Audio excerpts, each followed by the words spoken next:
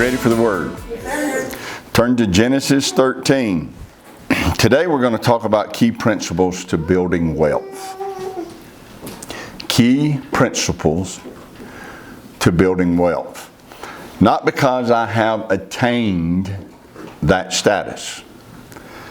I have not. But that does not mean I wouldn't like to attain that status. I would love to attain to the same status that Genesis 13 tells me that Abraham had arrived at, where he was very rich. I believe that even at my age, it's possible to attain that status. Now, even saying that, I know it's going to bother some, probably not you, hope not you in this room, but there'll be some who will hear this on Facebook or YouTube, and it'll bother them that I said that I would like to attain to that degree of wealth. But my question is, why would it bother somebody? Why does it bother people to hear messages on wealth or prosperity or on money? Anybody who gets bothered by such talk should do an inward inspection and an inward investigation to find out what voice it is and where did that voice come from that is influencing their thinking and their beliefs and their ideas concerning prosperity. Because to have a negative idea toward it did not come from Yahweh. It didn't come from Yeshua. It doesn't come from Scripture. So the voice inside of you that makes somebody reject it is listening to a different voice than the Ruach HaKodesh. I've told you before, and I will tell you again, probably many more times, the only time you should be concerned when you hear somebody teach on prosperity is if the teacher is telling you that you need to send them money in order for you to prosper. Then you ought to be concerned. If they're telling you they're good ground, and if you want to prosper, you're going to have to sow seed into their ground, then you need to be concerned. If they're telling you there's a special anointed offering, and you've got an hour to give to it, then you need to be concerned. But if somebody's just teaching you the biblical principles of prosperity, you ought to get excited about it because it is Torah. The Bible tells us numerous times, which means that Yahweh tells us numerous times, that He wants to bless us. He wants to push us forward. He wants us to be the head and not the tail. So I would be contradicting Yahweh if I said anything other than, I want to attain wealth. Why would I contradict Him? Why would I read where He says, I want you to be the head, not the tail. I want to bless everything you set your hands to. Why would I want to contradict that? And say, no, I just don't believe that's meant for me. That kind of thinking makes no sense to me. Why wouldn't I agree with Him? Why would I not declare I want for me what He wants for me? So, I'm not teaching this because I have attained. And I'm not teaching this to try to get anything from you or out of you. But I am teaching this because it's Torah. It's instruction from Yahweh. And Torah tells us that Abraham was very rich. Let's read it again. Genesis 13. Abram went up out of Egypt, he and his wife and all that he had, Lot with him, into the south. And Abram was very rich in cattle, in silver, and in gold. Very rich in cattle, in silver, and in gold. So Torah tells us he's very rich, and Torah then reveals to us several key principles in his life that made him a person that Yahweh could bless financially.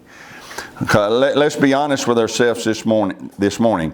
If Abraham was very rich and we are not very rich,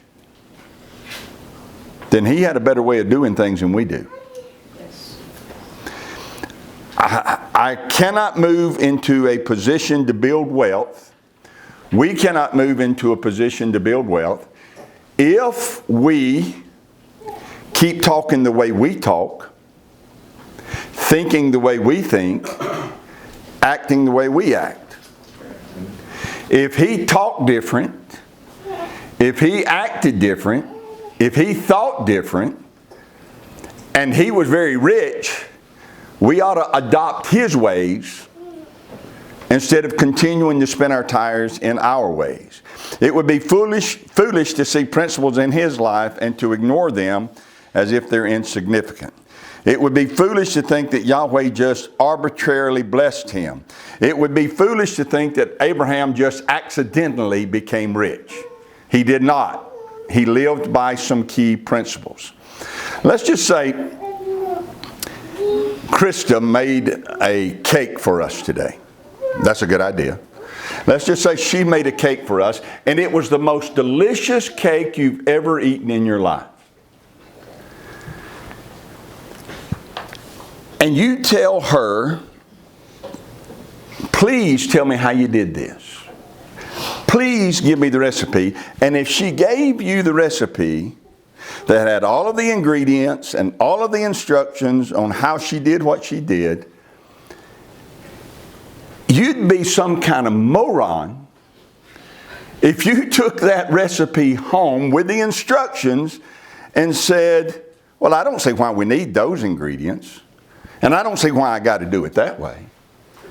You'd have to be some kind of moron to change it and expect to come out with the same delicious cake that she came out with. Right? It makes sense. If you do what she did the way she did it with the same ingredients she used, you'll have the same success. If I do what Abraham did, living by the same principles he did, I will should expect the same success. So here we go. Principle number 1.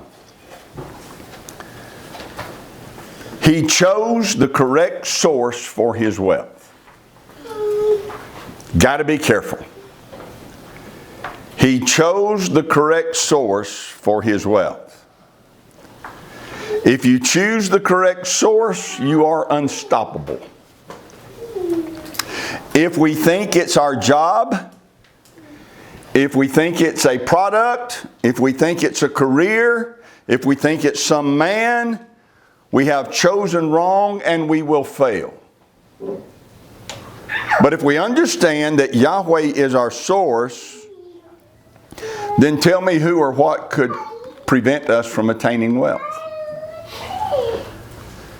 In the battle to save Lot and to deliver the kings of Sodom and Gomorrah, Abraham was successful. He came back with all of the people who had been taken, and he came back with all of the loot, all of the bounty, all of the stuff. In Genesis chapter 14, look over there. Abram has returned with all of the people and all of the stuff, and the king of Sodom makes a very sarcastic remark to him.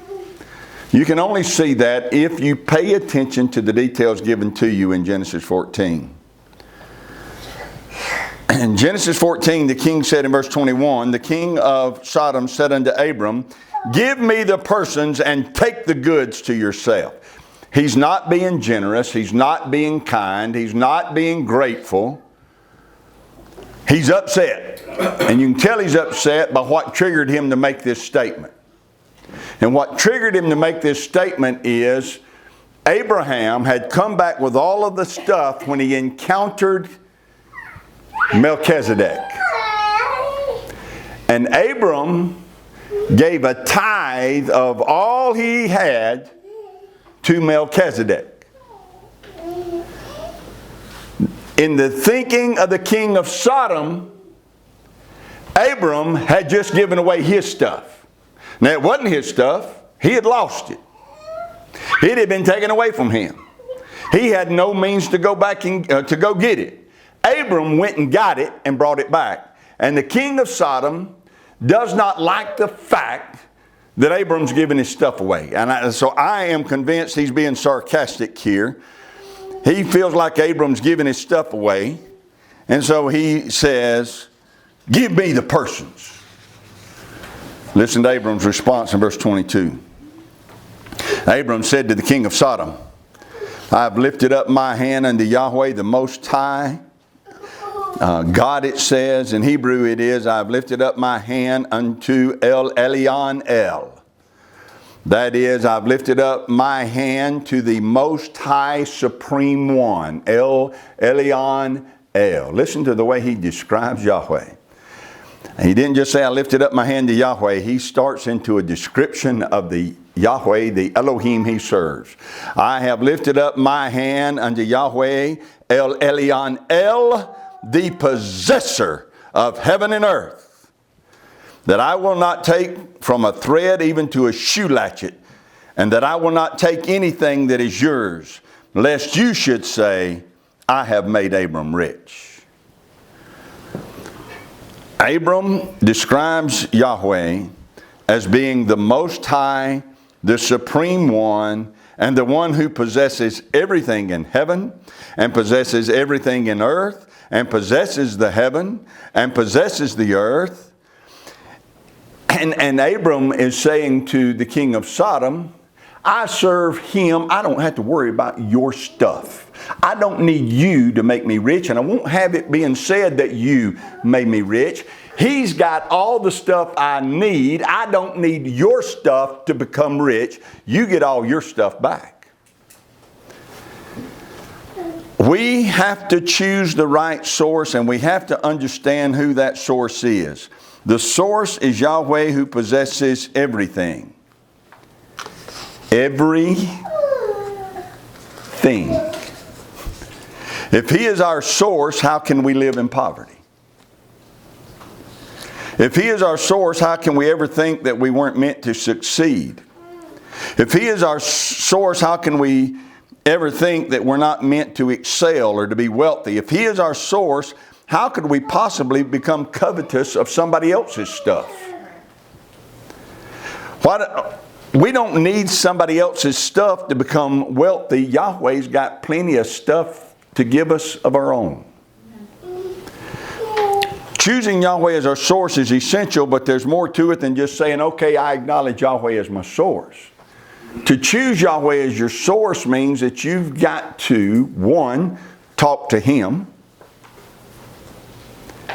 and two, listen when He talks to you, and three, walk in obedience to the instructions that He gives you. All of them. Walk in obedience to His instruction. The perfect illustration of this is Jacob. We've talked about it before in this study. He was conned numerous times by his father-in-law. His father-in-law changed his wages 10 times. Laban and Laban's sons did all they could within their power to keep and make Jacob poor, but Yahweh was Jacob's source. Jacob talked to Yahweh, and Yahweh talked to Jacob. They communed together. And Yahweh was his source, not Laban, not Laban's sons, and not even the sheep. He didn't see any of them as his source. He saw Yahweh as his source. So he just kept talking to Yahweh. He kept listening to Yahweh. And it didn't matter how many times that Laban changed his wages, Jacob left that place a wealthy man. A very wealthy man. So the point is, no man can hold us back if we're connected to the source that possesses heaven and earth. If Yahweh be for us, who can be against us? If we're talking to Him, He's talking to us, and we're listening, who can be against us? When you become wealthy, do you get that? When you become wealthy, if you live by this principle, then you'll never have to apologize to anyone for how you became wealthy. Yeah. Your source will never be people, and your source will never be other people's stuff. You don't need their stuff. Your source will be Yahweh, and He is El Elyon El, the Supreme One, possessor of heaven and earth. Just talking about never having to apologize. Let me share this with you quickly. That I've told you before that when we arrived in Fort Worth, Texas, we arrived with about as close to nothing as you could possibly arrive. And the first 2 months were a challenge to our faith. But Yahweh, during those 2 months, would wake me up periodically talking to me. And He'd tell me what to do, and I'd do it. It happened several times. And never once did,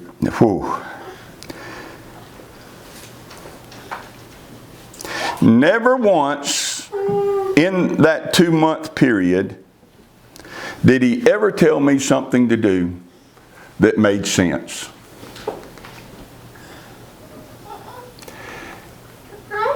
Everything He told me to do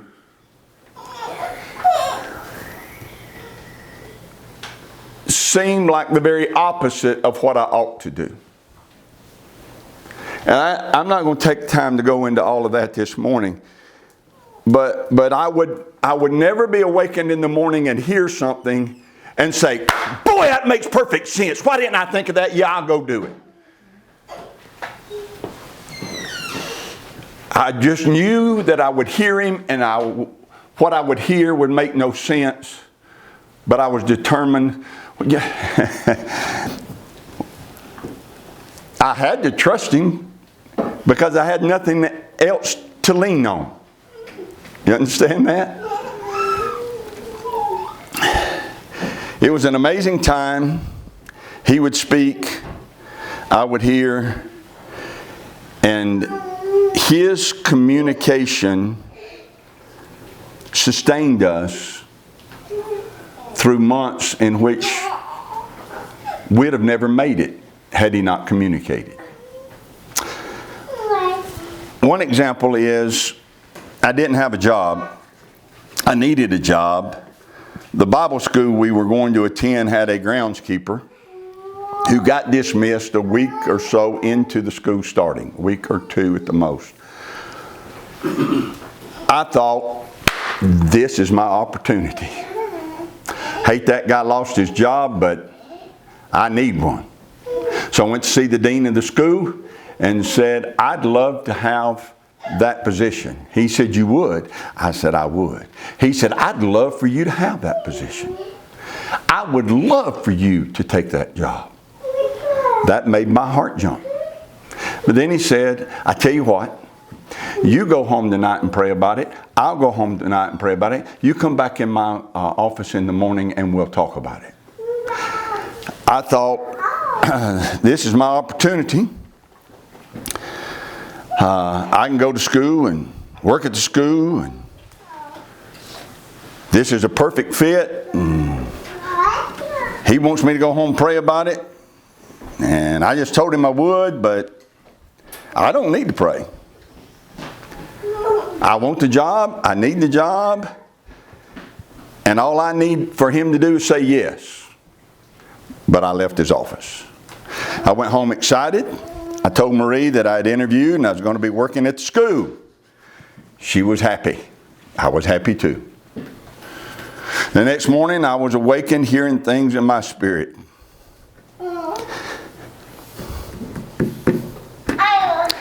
I got up, got a piece of paper, wrote down what I heard.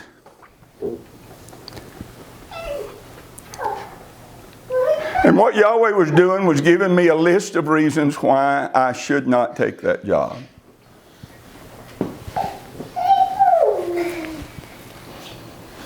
When Marie got up, I was very sad.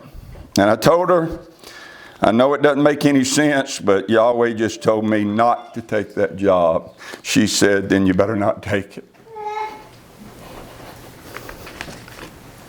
I said, well, I'm going to go in and see what the dean of the school heard when he prayed, hoping he had heard something different and I'd heard wrong.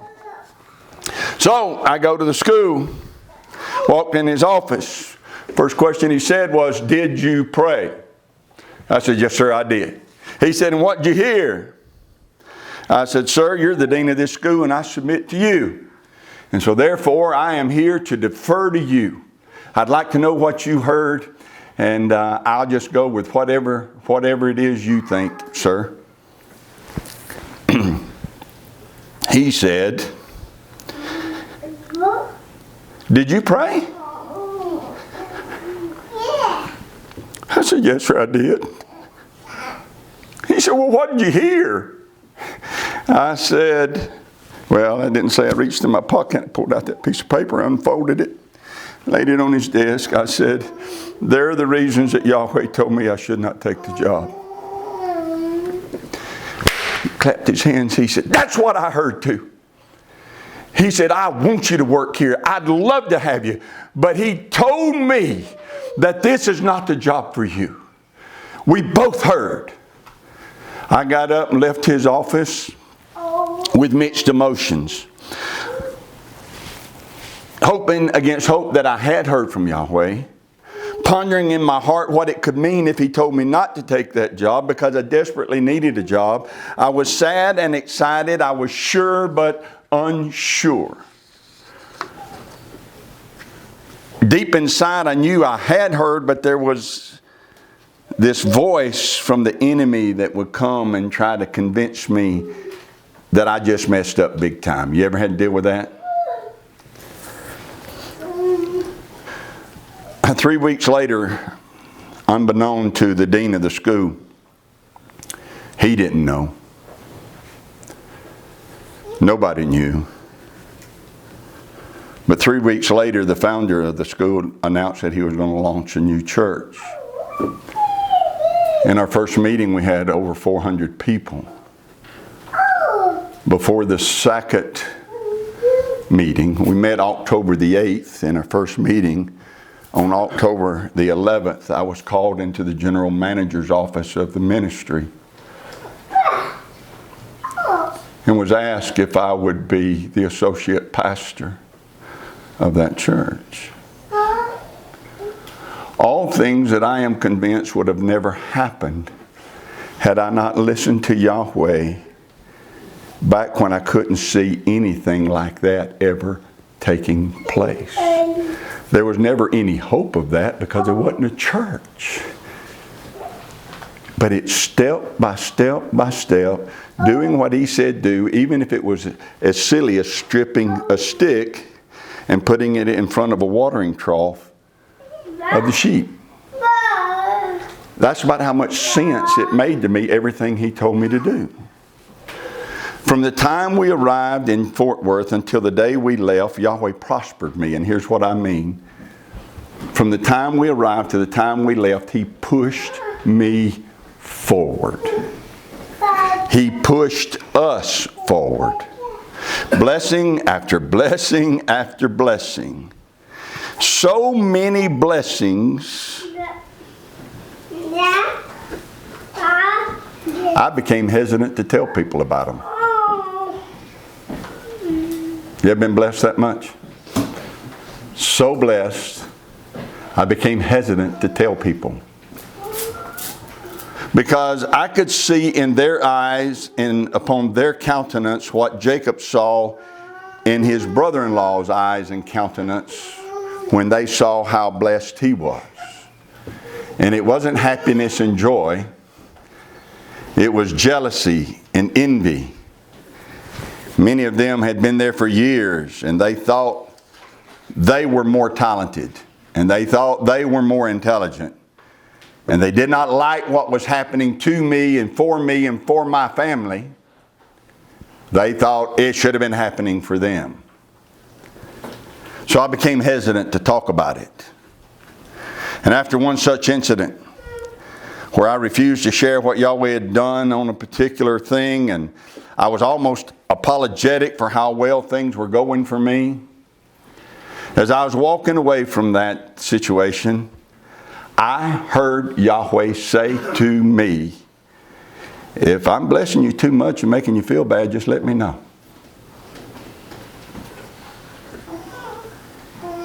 I stopped right where I was and I repented. And with my hand raised like Abraham, I promised him I will never apologize to anybody for how you bless me.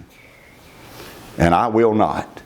And that's my point. If Yahweh is our source, we never have to apologize for how richly He blesses us.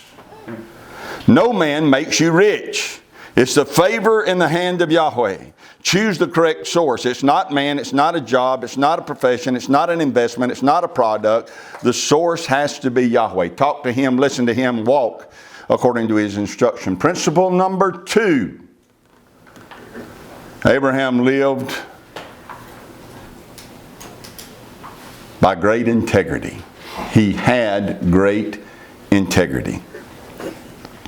Integrity is a moral uprightness. You go back and read about Abraham's life and you'll find out he never had any shady dealings with anybody. Ever. He was morally upright. A perfect example of this is when he bought the burial site so he could bury Sarah. And it's too beautiful and too powerful of a story to not read. So I want you to turn there. Genesis 23. This story. For years now, this story has been one of my favorites. Because I think that it is a perfect example of how men should be. Genesis 23 verse 1, Sarah was 107 years old.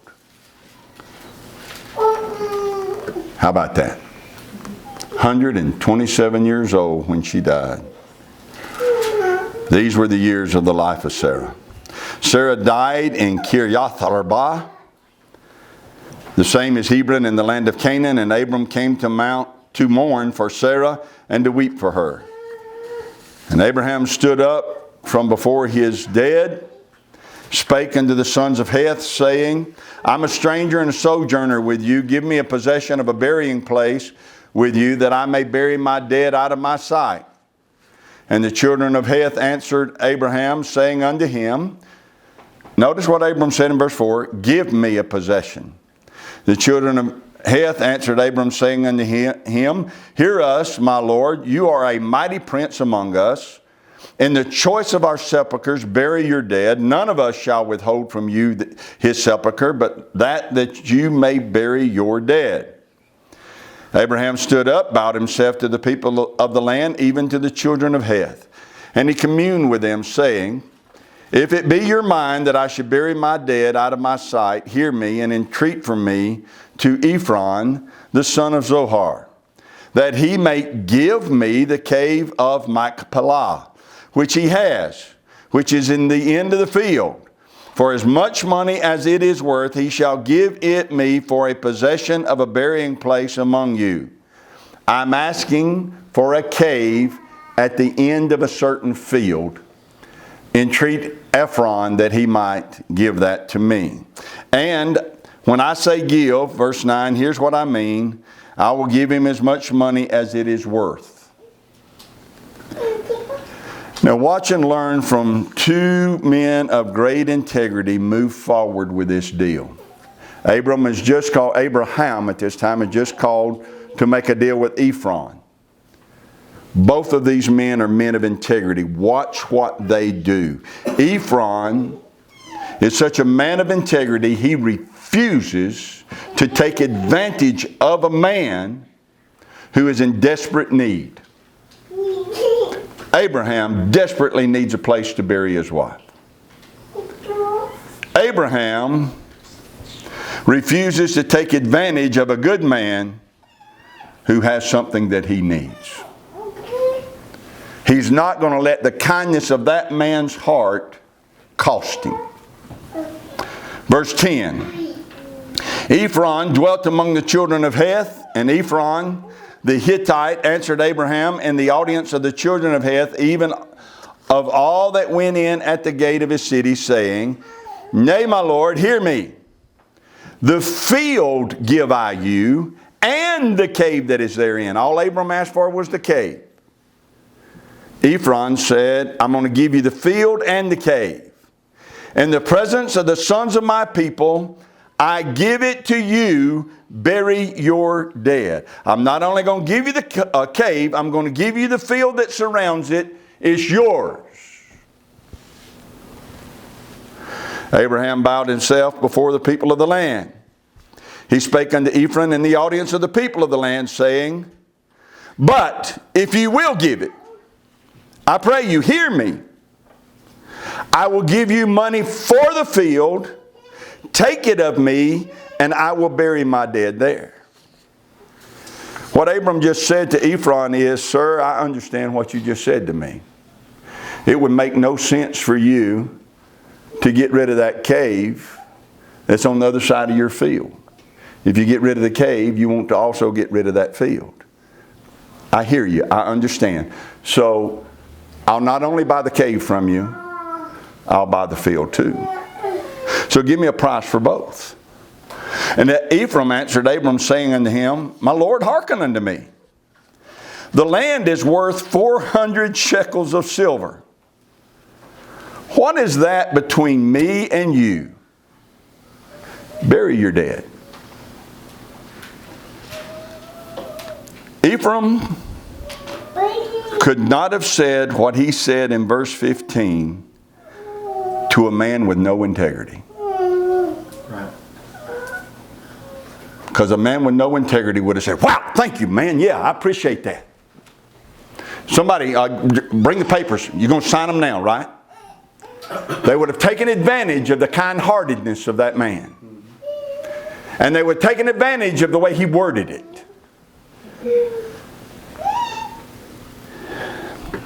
When I was a child, in Collinsville, they used to have a flea market trade day once a week. I think they still do. Anybody know? Yeah. I don't think it's near what it used to be, but it used to be a big deal up in Collinsville. And I would go there occasionally with my grandfather.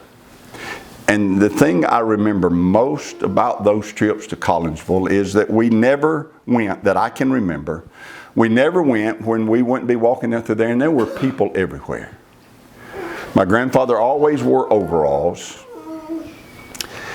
And many are the time that I've seen him reach in his pocket, just walking through this flea market, reach in his pocket and pull out his pocket knife and conceal it. He always carried a case or an old timer most of the time. But occasionally he had cases. And he would put it in his hand like this. And he'd walk up to somebody he didn't even know and he'd just bump them with it and stand there. Now at the time they seemed like real old men to me. They were probably in their 50s. But somebody he didn't even know, without saying a word, would reach in their pocket, pull out their knife and conceal it, and they would drop knives and walk away. Swap. Right there. And Granddad would look at it, stick it back in his pocket, and would walk away. I said to him one time, what if you give them one of your good knives, Granddad, and they give you a cheap one? He said, then you remember who he is and you never make another deal with him.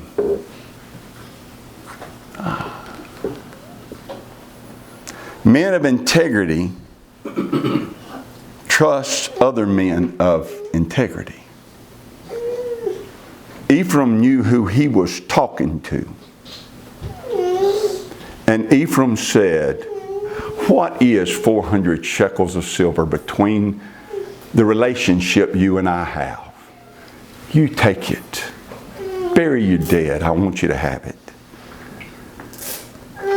Ephraim could phrase it that way because he knew that Abraham would not take advantage. Listen to what it says in verse 16. Abraham hearkened unto Ephraim. He heard what Ephraim said without Ephraim having to say it. Ephraim could not, listen to me now, Ephraim could not stand up in front of all those people and say, hey man, if you want that cave, I'll sell it to you, but you got to buy the field too, and it's all worth 400 shekels of silver. I can't let it go for any less than that. Because everybody in the town would have thought he was taking advantage of a man who was mourning the death of his wife. He couldn't do it. His reputation meant too much to him to do that. So being a man of integrity, he trusted another man of integrity. And he was willing to lose that land rather than lose his reputation. But Abraham hearkened unto him, meaning Abraham heard what he said without Ephraim having to say it. Abraham could hear what was going on in that man's heart. And Abraham hearkened unto Ephraim, and Abram weighed to Ephraim the silver, which he had named in the audience of the sons of Heth, 400 shekels of silver, current money with the merchant. And the field of Ephraim, which was in Machpelah, which was before Mamre, the field and the cave, which was therein, and all the trees that were in the field, that were in all the borders round about, were made sure unto Abraham for a possession in the presence of the children of Heth, before all that went in at the gate of this city. And after this, Abraham buried Sarah his wife in the cave of the field of Machpelah, before Mamre, the same is Hebron in the land of Canaan. And the field and the cave that is therein were made sure unto Abraham for a possession of a burying place by the sons of Heth. Abraham did not have to do a shady deal with anybody ever to become wealthy. Everything he did with integrity. He did not take advantage of this man. He paid him a fair price to buy what he needed to buy. Everybody he dealt with integrity.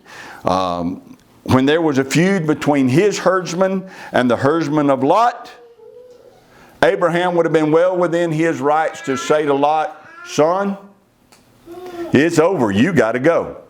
But instead, what did Abraham say to Lot? What did he tell him? To paraphrase, he said, son, your relationship and my relationship is too important to allow your herdsman and my herdsman quarreling to cause strife between me and you. You choose where you want to go and what you want to have, and I'll go the other way. That's a man of integrity.